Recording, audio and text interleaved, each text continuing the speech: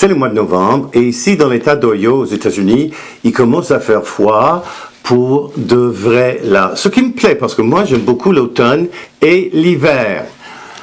J'aime surtout la cuisine de l'automne et de l'hiver. Il s'agit toujours de plats nourrissants, délicieux, parfois un peu lourds, mais enfin ce sont des plats qui font vraiment très très plaisir.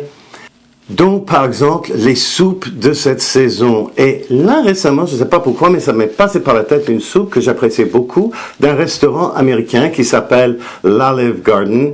Et si vous êtes venu aux États-Unis, vous avez presque sans aucun doute mangé dans un Olive Garden, ou au moins, il y a beaucoup d'Américains qui aiment manger ça. C'est quand même d'un prix raisonnable. C'est un restaurant familial avec une cuisine américano-italienne qui est quand même tout à fait passable. Mais cette soupe, bon, évidemment, leur version à eux a énormément de calories et énormément de glucides nets, bon, de glucides tout court, hein, parce que c'est fait avec un roux d'abord, enfin, pour épaissir la soupe, et aussi avec des patates, les fatales pommes de terre. Dans ma recette à moi, j'ai réduit de manière dramatique les glucides nets en remplaçant les patates avec du chou-fleur et tout simplement en omettant un roux pour épaissir la soupe. C'est une soupe, ce n'est pas nécessaire qu'elle soit super épaisse, hein.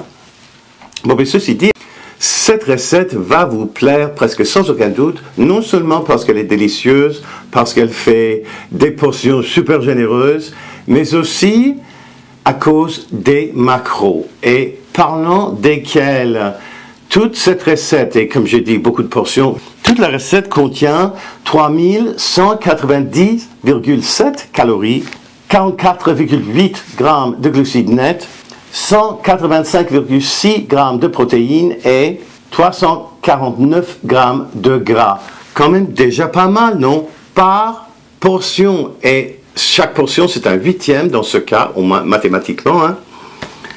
Chaque portion contient 398,8 calories, 5,6 grammes de glucides nets, rien que ça, hein?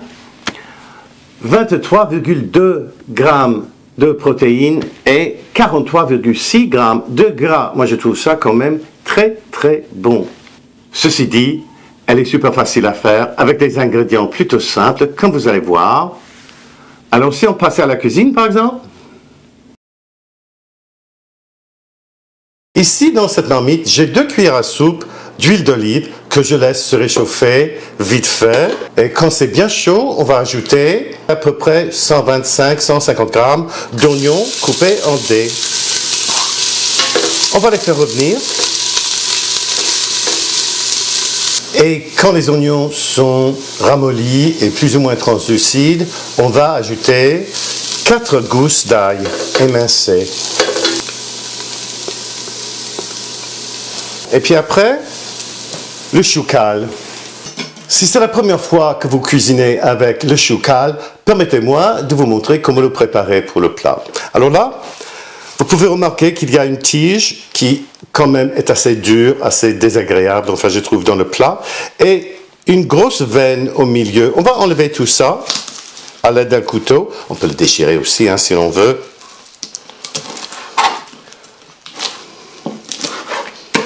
Et ça, on va jeter ça. Le reste, on va en faire des juliennes assez minces. Comme ça. Ça va assez vite.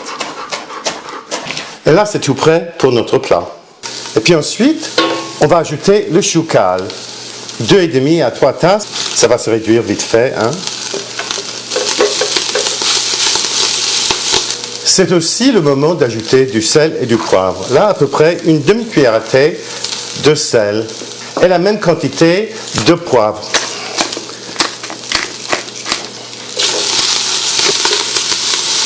Et là, vous voyez que ça se réduit en volume très très vite.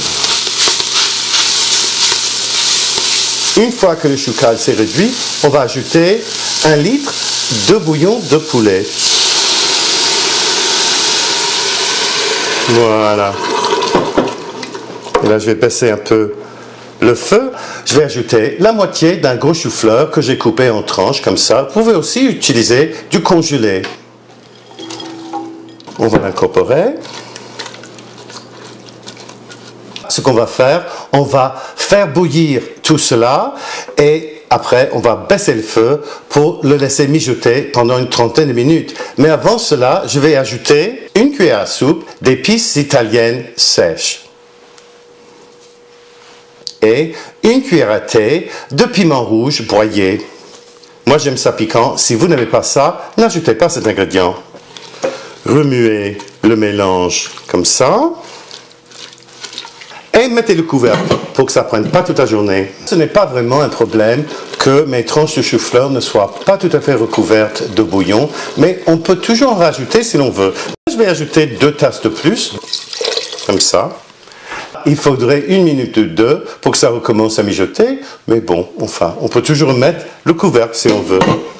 30 minutes après, ajoutez d'abord 225 g de saucisse italienne émiettée.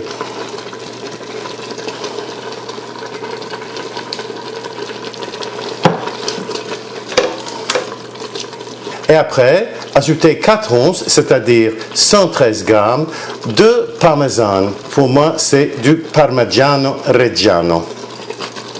Et voilà.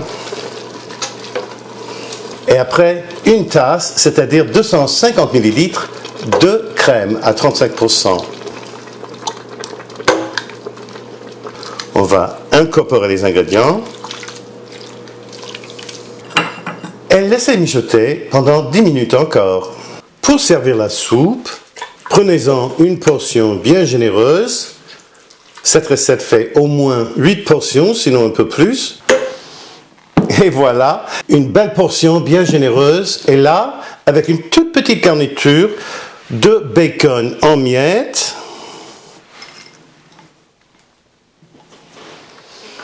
Et aussi, pour un peu de fraîcheur, du persil haché.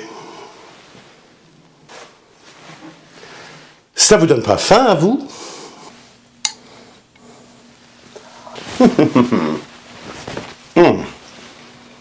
C'est si bon!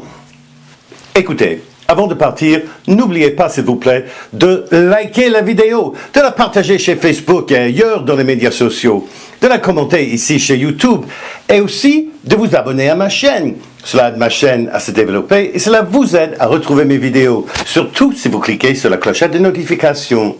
Merci beaucoup d'avoir été avec nous autres aujourd'hui chez Tim Talks Cooking. À la prochaine!